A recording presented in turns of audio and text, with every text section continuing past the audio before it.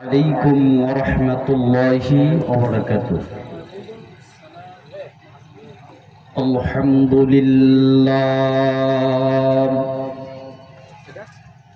الحمد لله رب العالمين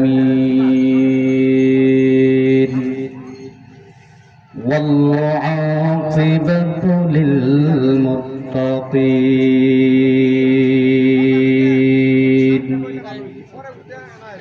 الصلاة والسلام على رسوله الكريم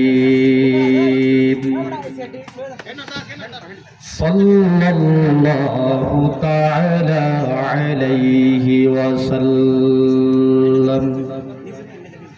أما بعد أعوذ بالله من الشيطان الرجيم. بسم الله الرحمن الرحيم. إن الله وملائكته يصلون على النبي يا أيها الذين آمنوا صلوا عليه وسلموا تسليما. اللهم صل على سيدنا مولانا محمد وعلى آل سيدنا مولانا محمد. اللهم صل على سيدنا مولانا محمد وعلى آل سيدنا مولانا محمد.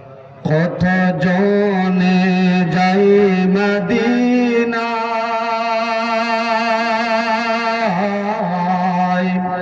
তবু রওজা জিয়ারতে এই সুর যদি শুনে থাকো একবার দেখা দাও না। এই সুর যদি শুনে থাকো একবার দেখা দাও না। আল্লাহুম্মা মারহাবা মাওলানা মুহাম্মদ ওয়া আলা আলি সাইয়্যিদিনা।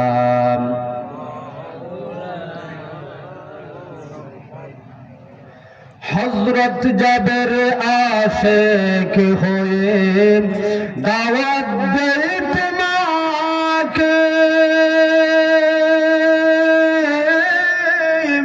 মরা সন্তান জিন্দা হলো তোমার কারণে,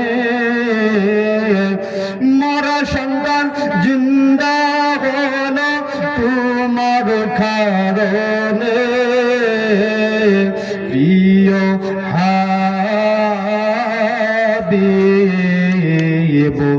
পাগলের রাখছো কেনে দূরে।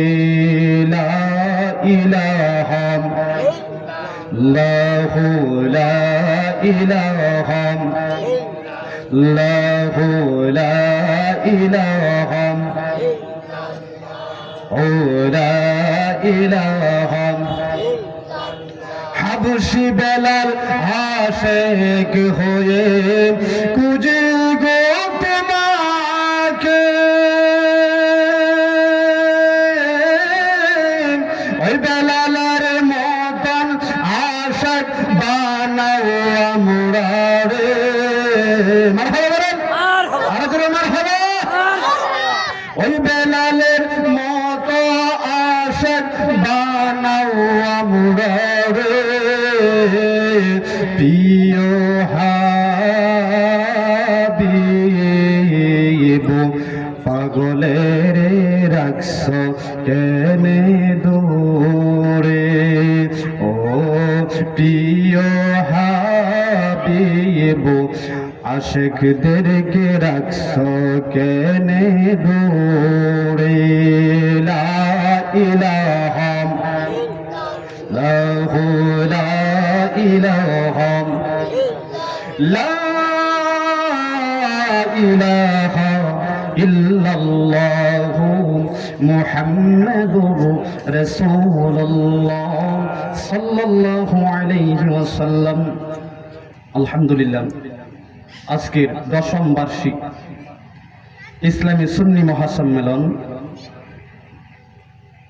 কবরবাসীর স্মরণে যুব সমাজের উদ্যোগে আজকের এই মহাসম্মেলন, এই সম্মেলনের সভাপতি আমার উস্তাদ আলহাজ হযরত মাওলানা সিরাজুল ইসলাম জিহাদি সাহেব, ইমাম ও খতিব গুজিকা কেরামতি আজাবি মসজিদ গরিপুর। আজকের যিনি প্রধান আকর্ষণ, প্রধান মেহমান, যার জন্য সকলেই প্রায় অপেক্ষা করতেছেন, আন্তর্জাতিক খ্যাতিসম্পন্ন মুফাসসিরে কোরআন, আহলে সুন্নাত ওয়াল জামাতের বলিষ্ঠ কণ্ঠস্বর, বাংলার আলোড়ন সৃষ্টিকারী, আশিকে রাসূল আলহাজ হযরতুল আল্লামা মাওলানা হাফেজ মোহাম্মদ ওলিউল্লাহ আশিকি সাহিব, আল্লাহ পাক রব্বুল আলামিন হুজুরের যেন নেখায়াত বহু গুণে বৃদ্ধি করে দেন, সবাই বলে আমিন। আরো উলামায়ে কেরাম রয়েছেন। যাই হোক, আমরা সকলেই যেন আলোচনা শুনি এবং সকলেই যেন আমল করার চেষ্টা করি, সকলেই বলে আমিন। এটা হলো মেরাজের চাঁদ। আপনারা যারা আছেন, এখানে উপস্থিত আছেন, যারা যুবকরা আছেন, এই পৃথিবীর মধ্যে সবচেয়ে গতি সম্পন্ন, সবচেয়ে বেশি গতিশীল হলো আলোর গতি। কার গতি? আলো। এই পৃথিবীতে সূর্যের আলো যে পড়ে, এই আলোর গতি হলো সবচেয়ে বেশি। আলোর গতি কিরকম? 1 সেকেন্ডে 3000 কিলোমিটার। সুবহানাল্লাহ বলেন। 1 সেকেন্ডে কয় হাজার কিলোমিটার? 3000 কিলোমিটার। যে আলোর গতি 1 সেকেন্ডে 3000 কিলোমিটার। সাইয়্যিদুল মুরসালিন রাহমাতুল লিল আলামিন, যে নবীকে আল্লাহ রাব্বুল আলামিন জমিন থেকে আরশে আজিম নিয়েছেন, জমিন থেকে আরশে আজিমে নিয়ে আল্লাহ বন্ধুর সাথে আলাপ আলোচনা করেছেন, কিতাবের ভিতরে আছে আলোর গতি হলো সেকেন্ডে 3000 কিলোমিটার। তার চেয়ে কোটি কোটি পাওয়ার বেশি ছিল আমার নবীজির বুরাকের পাওয়ার। সুবহানাল্লাহ। ওই নবীজি মেরাজে গিয়েছেন, আপনারা খুশি না বাজা? যে বলেন খুশি না বাজা? এই নবীকে আল্লাহ মেরাজে নিয়েছেন। যাই হোক, আজকে মেরাজের মাসে আমরা উপস্থিত হয়েছি। আল্লাহ পাক রব্বুল আলামিন যা আলোচনা হবে, উলামায়ে কেরাম যা আলোচনা করবেন, আমরা যেন আমল করতে পারি, সবাই বলেন আমিন। আবার আমি আলোচনায় ঢুকে গেলাম। হযরতে আব্দুল্লাহ ইবনে মাসউদ তিনি একদিন রাসূলের বাড়িতে গেলেন। তো রাসূলের বাড়িতে গিয়ে দেখলেন রাসূল সাল্লাল্লাহু আলাইহি ওয়াসাল্লাম খেজুরের ছাটাইয়ের মধ্যে শুয়ে রয়েছেন। রাহমাতুল লিল আলামিন, যে নবীজি সৃষ্টি না হইলে কোন কায়নাতের কোন কিছুই সৃষ্টি হতো না। মা আয়েশা সিদ্দিকা বলেন, ও দুনিয়ার মানুষ শোনো, রাহমাতুল লিল আলামিনের ঘরে এমন মাসের পর মাস চলে গেছে, খোদার কসম রাসূলের পরিবারের ঘরের মধ্যে চুলায় আগুন জ্বলে নাই। এমন নবীজি আমরা পেয়েছি, যে নবীজি মাসের পর মাস চলে গেছে উপবাস, খালি খেজুরকে রাত্রি যাপন করতেন, দিন যাপন করতেন। ওই রাসূলকে আমরা পেয়ে খুশি না বাজা? যারা বলেন না খুশি না বাজা? হযরত নবীজির একজন সাহাবী নবীজিকে দেখতে গেছেন। আব্দুল্লাহ ইবনে মাসউদ বলেন, আমি নবীজির পাশে গিয়ে দাঁড়ায় রয়েছে, নবীজি ঘুমায় রয়েছে, আমার সহ্য হয়েছে না। রাসূল নুরানি চেহারা মুবারক নিয়ে খেজুরের ছাতার মধ্যে সরে, এই আমার মুরব্বি বাবা রহমাতুল লিল আলামিন, যাকে সৃষ্টি না করলে আল্লাহ আসমান বানাতেন না, জমিন বানাতেন না। কথা বলতে হবে ঠিক কিনা?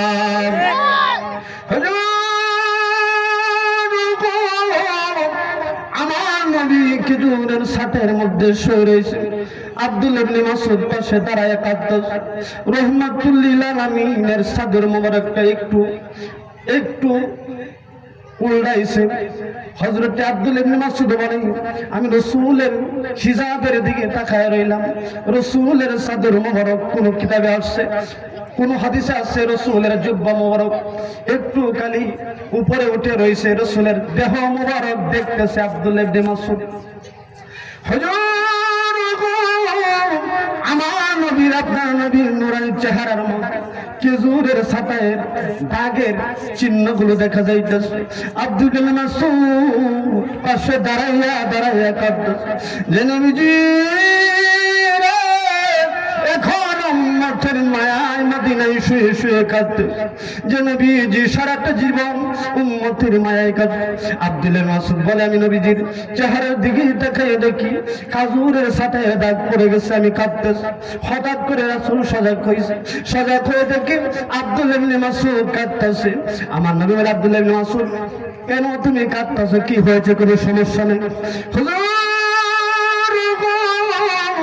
আমি এমনিতেই কান্দি না হুজুর, আপনার চেহারার খেজুরের ছাতের দাগ পড়ে গেছে, আমার সহ্য হইতেছে না।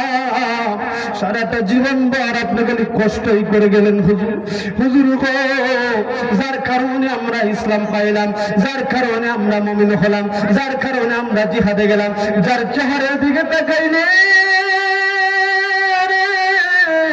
আমাদের ক্ষুধা নিবারণ হয়ে যায়। আল্লাহু আকবার বলেন।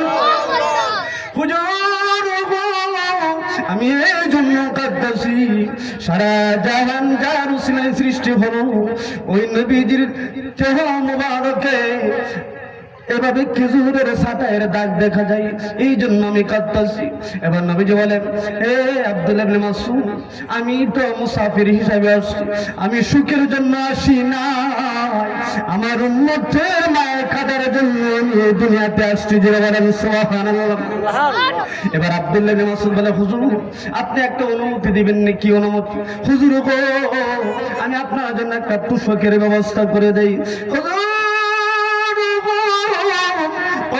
সম্পদ বিভিন্ন জায়গায় ব্যয় করি, বিভিন্ন কারণে কত টাকা পয়সা উড়াই, হুজুর আপনি অনুমতি দিলে আপনার জন্য একটা তুষকের ব্যবস্থা করে দিই। আমার নবী, আপনার নবী বলেন, সাহাবী আমি সুখের জন্য আরাম করার জন্য পৃথিবীতে আসি নাই, আমি যদি আরাম করি কে আমার উম্মতের মায়ে কাঁদবে? আমি মুসাফির হয়ে আসছি, মুসাফির হয়ে যাইতে চাই। একটু আওয়াজ দিয়ে বলতে হবে মারহাবা। ওই নবীকে পাওয়াতে আপনারা খুশি না বাজার? আরো জোরে বলুন খুশি না বাজার? আল্লাহুম্মা মারহাবা। مولانا محمد وعلى سيدنا مولانا محمد اللهم سيدنا مولانا محمد وعلى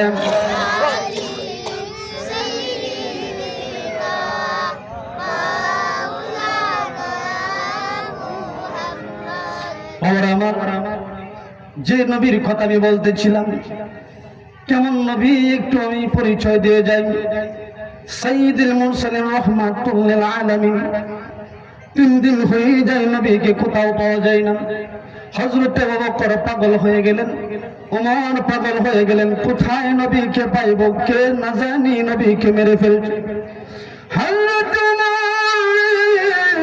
পাগল হয়ে গেছে, খোলা তরবারি হাতে নিয়ে বলেন, মুনাফিকরা রে, যতক্ষণ না পর্যন্ত নবীর পরিচয় না দিবে ততক্ষণ পর্যন্ত ওদের একটা কল্লা আমি রাখবো না, তাদের পরিচয় দিয়ে আমার নবী কোথায় আছে। 3 দিন ধরে পাওয়া যায় না। কিতাব আসছে 3 দিন পর্যন্ত রাসূল একটা পাহাড়ের গুহায় উম্মতের মায়ায় কেঁদেছিল। যেটা বলেন সুবহানাল্লাহ।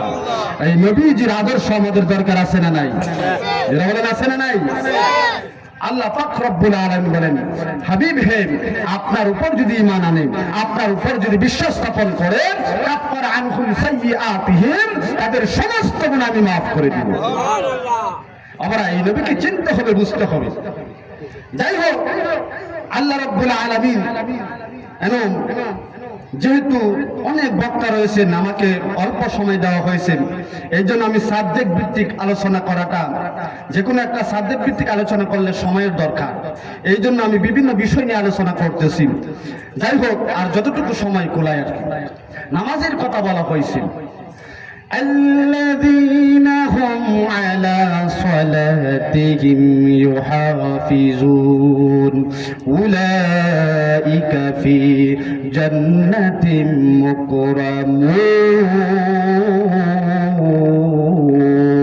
الله أكبر আল্লাহ পাক বলেন, যারা নামাজের হেফাজত করে, যারা নামাজের রক্ষণাবেক্ষণ করে, হাবিব হে, তাদেরকে জানায় দিন, তাদেরকে আমি জান্নাত দিয়ে সম্মানিত করব। সুবহানাল্লাহ বলেন।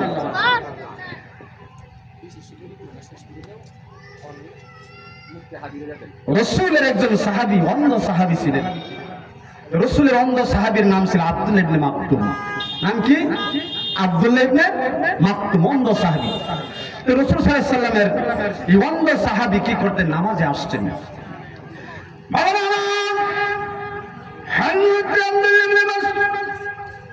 হযরত আব্দুল্লাহ ইবনে মাকতুম রাসূলের অন্ধ সাহাবী 3 মাইল দূর থেকে নামাজে আসে। কয় মাইল?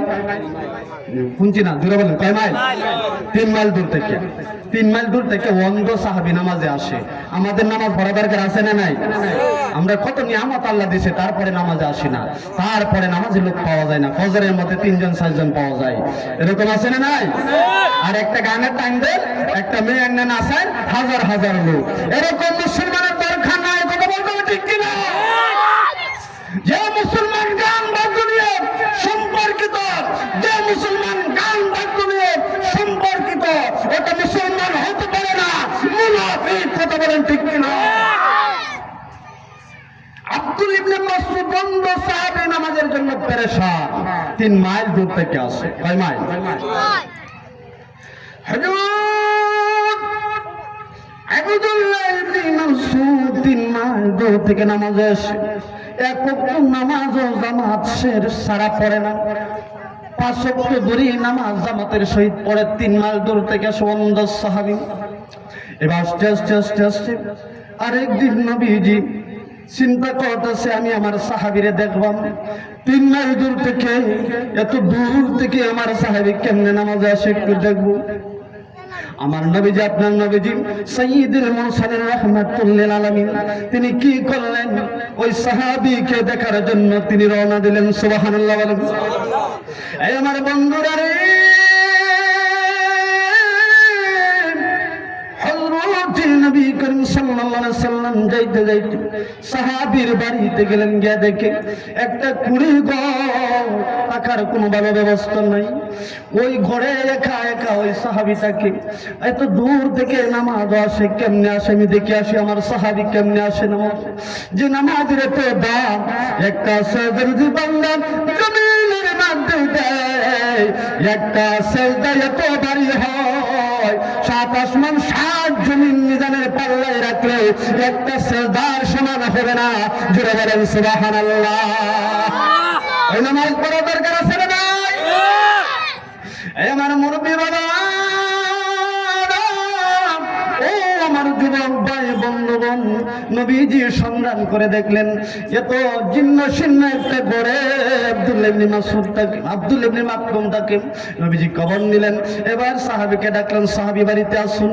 আব্দুল্লাহ ইবনে মাসউদ বলে, লাব্বাইকা ইয়া রাসূলুল্লাহ। আমার নবী বলে, সাহাবী আমি যে তোমার বাড়িতে আসলাম তুমি কেমনে ছিলাম? তোমাকে তো আমি পরিচয় দিয়েছি না, তোমাকে সবে মাত্র ডাক দিলাম।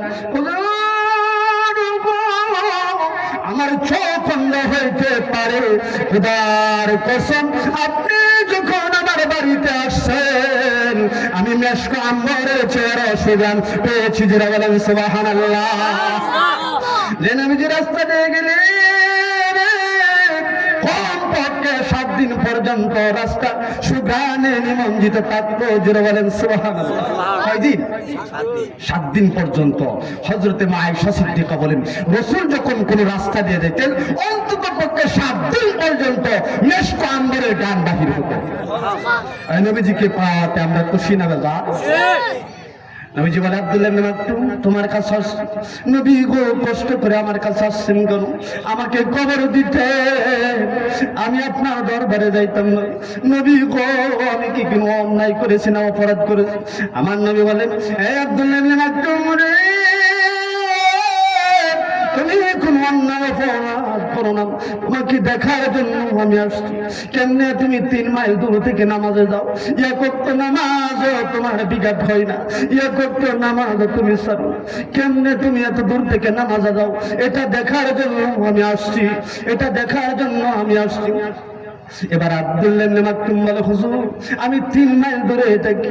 হুজুর গো বেলাল যখন মসজিদের মধ্যে আযান দেয় গো হুজুর, আমি 3 মাইল দূরে থাকি, মনে হয় বেলাল আমার ঘরের পাশে আযান দিতেছে। আরে যারা বলে মারহাবা, মানে আরে যারা আল্লাহু আকবার। ওই মাই বেলালে মাইক আযান দিত না, মাইকটা দিত মুখে দিত, মুখে। হযরত বিলাল 3 মাইল দূরে আমার বাড়ি। হযরত বিলাল যখন আযান দেয়, খোদার কসম আমার মনে হয় যেন এই আমার ঘরের পাশে আযান দিতেছে হুজুর। কোন সময় যখন আযান শুরু করে বিলাল, আমি ঘর থেকে রওনা দেই হুজুর নামাজের জন্য। হুজুর এত দূর আমার বাড়ি, আমি আল্লাহর কসম আমি জামাতের আগেই শরীক হতে পারি। একটু আওয়াজ দেবেন আল্লাহু আকবার। ওই আল্লাহ পাক রব্বুল আলামিন বান্দাকে ইচ্ছা করলে 3 মাইলের রাস্তা 5 মিনিটে সফর করাইতে পারেন কি পারেন না? যারা বলেন পারেন কি পারেন না? যেখানে আলোর গতি সেকেন্ডে 3000 কিলোমিটার, আর আমার নবীকে প্রথম আসমান, দ্বিতীয় আসমান, তৃতীয় আসমান, চতুর্থ আসমান, এইভাবে 7টা আসমান, প্রত্যেকটা আসমানের দূরত্ব 500 বছরের রাস্তা। এভাবে যাইতে যাইতে সিদরাতুল মুনতাহা, তারপরে যাইতে যাইতে 70,000 নূরের পর্দা, এক একটা নূরের পর্দা 500 বছরের রাস্তা। এই সমস্ত পাড়ি দিয়ে যেখানে আমার নবীকে এক রাতের মাধ্যমে আল্লাহ আরশে আজিম নিয়েছেন। এই আল্লাহ আছে না নাই? সর্বদাই আছে। আব্দুল্লাহ মাকতুম বলে, হুজুর আমি যখন নামাজের জন্য যাই, আল্লাহর কসম আমি যখন নামাজে যাই তখন আমার কাছে মনে হয় যেন এইমাত্র হযরত বেলাল আযান শেষ করছে, আমি মসজিদে গিয়েছি। সুবহানাল্লাহ। আমি কেমনি নামাজ যাই একটু দেখবেন। আমার কোনো ছেলে নাই, আমার কোনো পুত্র নাই, কোনো মেয়ে নাই, কোনো নাতিন নাই, আমার কেউ সাহায্য সহায়তা করার কোনো মানুষ নাই। হুজুর আমি কেমনে নামাজ একটু দেখবেন। এবার আমার নবী বলে, কেমনে যাও? এবার নবী দেখে দেখে বাড়ি থেকে মসজিদ পর্যন্ত একটা রশি, বাড়ি থেকে মসজিদ পর্যন্ত একটা রশি। আব্দুল্লাহ রশি ধরে ধরে প্রত্যেকটা ওয়াক্ত নামাজি রাসূলের পিছনে নামাজ পড়ে এক ওয়াক্ত বিঘাত হয় না। জোরে বলেন সুবহানাল্লাহ। বলে আব্দুল